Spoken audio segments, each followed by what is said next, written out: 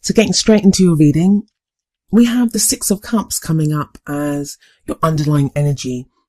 Now, the Six of Cups can be about the past. That's hardly surprising at this time of the year when we're shifting from one year to the next.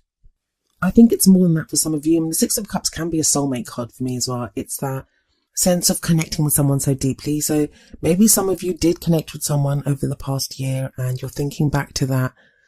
Maybe they're not around now, or you're thinking back, if you're still with that person, you're thinking back to how you connected with that person.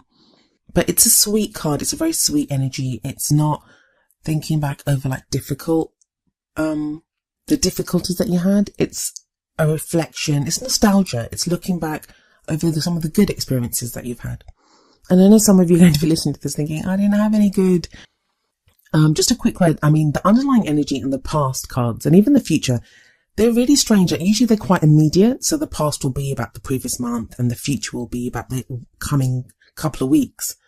But because of this new year energy that we're all experiencing, the past cards can refer to things that have happened like months ago, because we're thinking back to those. And same with the future energy. It may be something that's over the next few months. And we are in the middle of a Mercury retrograde as we begin the year, which does end just after the first week of January.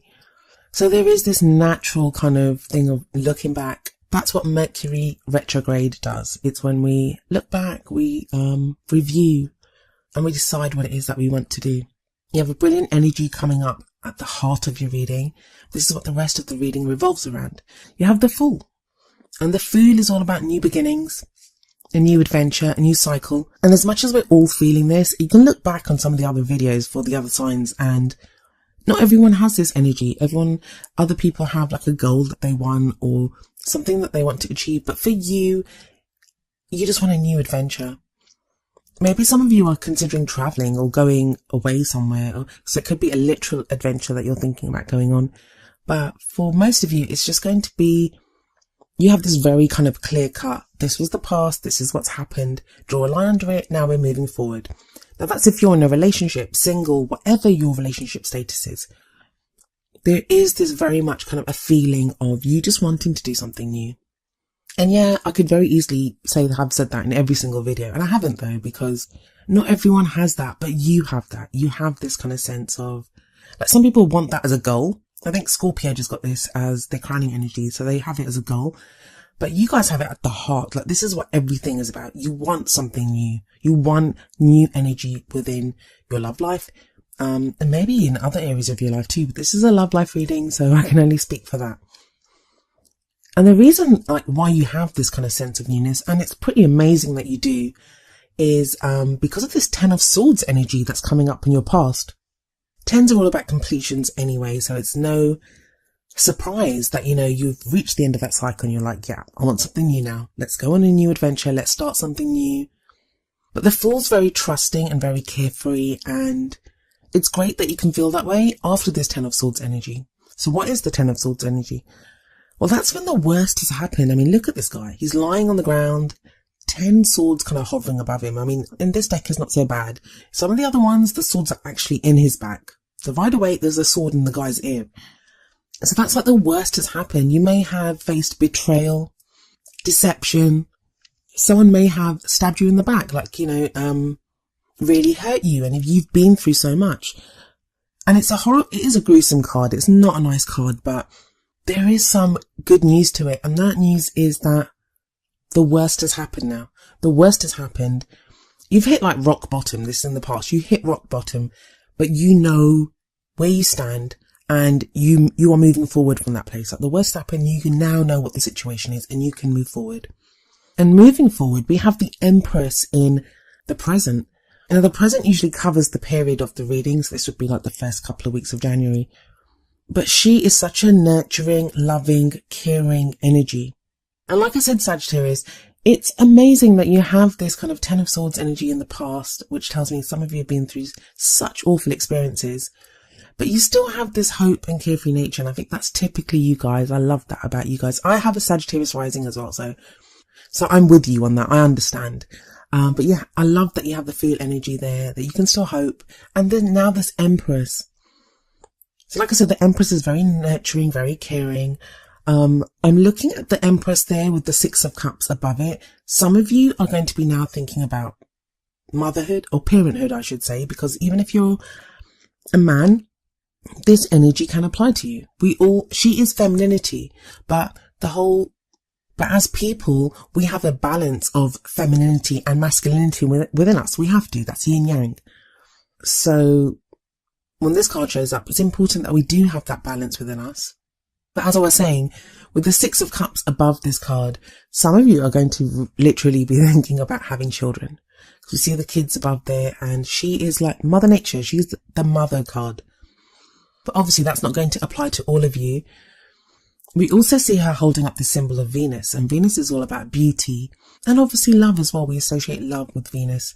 So a lot of you may find yourself at this time like being in that kind of nurturing, caring role. You're taking care of other people. Again, amazing that you're doing that with everything that you've been through. You still have this love to give other people. But I feel like also you may be in need of this kind of nurturing, caring love that the Empress offers, that you may be feeling that you'd like. I think I said it in someone else's video that she's like this big hug, big warm hug that makes you feel safe. And you might be in need of that at this time, Sagittarius. But I absolutely love the energy of the Empress and the High Priestess. And the High Priestess is a card that's coming up for you in the future. With the Empress, she's very attractive and she draws people to her because she is so nurturing and caring. And not just that, she has abundance. She has this feeling of abundance about her. So when we have the Empress and that energy, the High Priestess, she's a little different, but she's very powerful. She's the keeper of secrets. So if some of you are pregnant, I feel like you're going to keep it a secret for a while with the High Priestess coming up here. For those of you that aren't, for those of you that are single, this feels like you now get intuition and knowledge to do something different. You know what you want to do. I love the High Priestess energy. I know some people don't really like her. They think she's a bit shady because she doesn't say anything. She knows everything. So like I said, she's the keeper of secrets. But I feel like with this energy coming in, especially after the Empress, this is like abundance of like goddess power. And again, that's a beautiful energy to have, whether you're a man, whether you're a woman, whatever. It's just lovely to have that intuition. That's the main thing I'm getting here, that intuitively you're going to know what to do, which way to go. Now, if you're a woman, you may be feeling this. You may feel that goddess power within you, that you are like, I can do anything now within my love life. It will be a great kind of confidence booster. If you're in a relationship, it's going to do amazing things for your relationship. If you're single, it's going to give you that confidence to get out there and you'll attract people to you. Both of these women are very attractive. If you're a man, you can identify with this goddess energy too. It may be at this time that you have your own goddess in your life. Someone that you have your eye on, someone that you're in a relationship with. Or you and yourself are getting in touch with that feminine side. And that's not to say you're effeminate or anything.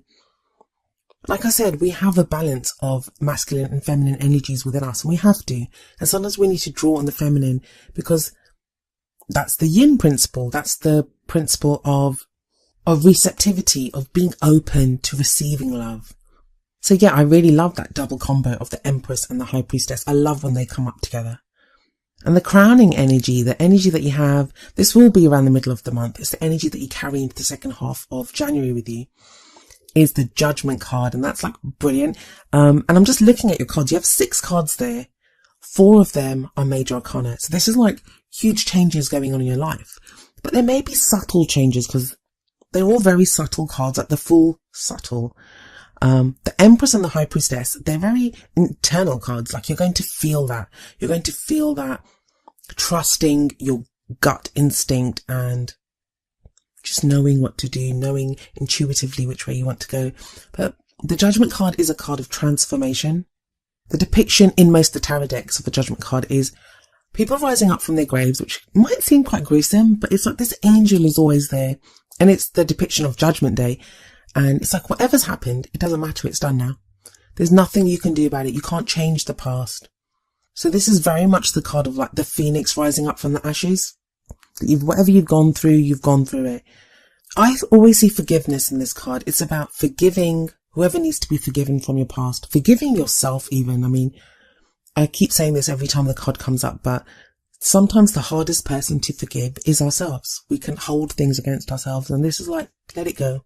Draw a line under it, take whatever experiences that you need or whatever lessons that need to be learned and move forward. Face the future without fear. So that's an amazing transformation that you've gone through, Sagittarius. And the Judgment card can sometimes show someone coming back from the past as well. But for those of you that are reconnecting with someone from the past, also Mercury retrograde can bring people back from the past. But if you are be different, it's transformed, it's not the same. So it'll be like starting afresh. But what's the extra advice or wisdom that we have for you from the Oracle cards? Well, the first card is from the Romance Angels deck, and it's love yourself first. The card says your self-respect makes you more romantically attractive. And I do feel that. I do feel this whole sense of self-respect coming in, especially with the Empress and the High Priestess, that kind of whole goddess energy. It's amazingly empowering and something that you should really kind of try to get in touch with. If you can't, I mean, if you're haven't been feeling, I don't want to use, if you haven't been respecting yourself, that sounds horrible, but just, if you've just been feeling unsure, and that can happen. You've got the Ten of Swords energy coming up as a past energy, so that's not a nice thing to have gone through. And it can leave you shaken, but this card tells you that love yourself first. That is what's going to make you more attractive. I think you need to practice some self-care, Sagittarius, especially, I mean, as much as I love the Empress and the High Priestess energy, it may be that you've been taking care of other people. That's what your Oracle cards seem to be suggesting, that you need to practice some self-care. You need to take care of yourself. I mean, the next card that comes up is from the Wisdom of the Oracle deck, and it's number 27, Exchanging Gifts. I'll read you the essential meanings and the relationship message from the book and then tie it in with the rest of your reading. Essential meanings: the law of giving and receiving, currency, trade-offs, weighing costs and determining value. Relationship message: love is an exchange of life force energy between two beings. It grows exponentially when it's reciprocated. You must give and receive in order for love to flourish and abundance to flow between you. Spirit wants you to start accepting all the blessings waiting for you, as well as offer the same gift in return. Open your heart and allow it to be filled. Let love in and let it flow out of you too. Love is truly yours today. I mean, that's a lovely card, and it is an important message that sometimes we can be all about like giving love. We want to love someone and we want to take care of people. Obviously, people that we love, we want to take care of them, but we don't often do that to ourselves, like, or allow other people to do that for us. So the Empress energy, I think, is going to really help with that. That is a lovely, caring, nurturing energy. So allow yourself to be taken care of as well. And for those of you that are single, and you may be yelling at this video saying that, you know, yes, that's what I want. I want someone to take care of me, but there's no one there. Allow yourself to be taken care of by friends and family if you can. But it's that flow of love. When it starts flowing in one area of your life, it expands to all areas of your life. So feel that love. If you're looking back, remember the good times. Don't forget to listen to your gut instinct. The High Priestess will be whispering her secrets to you very soon. And this whole transformation of the Judgment card, and if you harness that love energy, I mean, the Judgment card sits right underneath the Ten of Swords. So it's like whatever you went through, that has transformed you. As bad as it was, it's transformed you for the good. You know, you're a different person now. And I know it sounds so cliche, and I usually don't like saying things like this, but it's kind of very clearly being shown in your reading. As bad as whatever it was that you went through, you are that phoenix rising up from the ashes now. And there is an abundance of love to be had in your love life.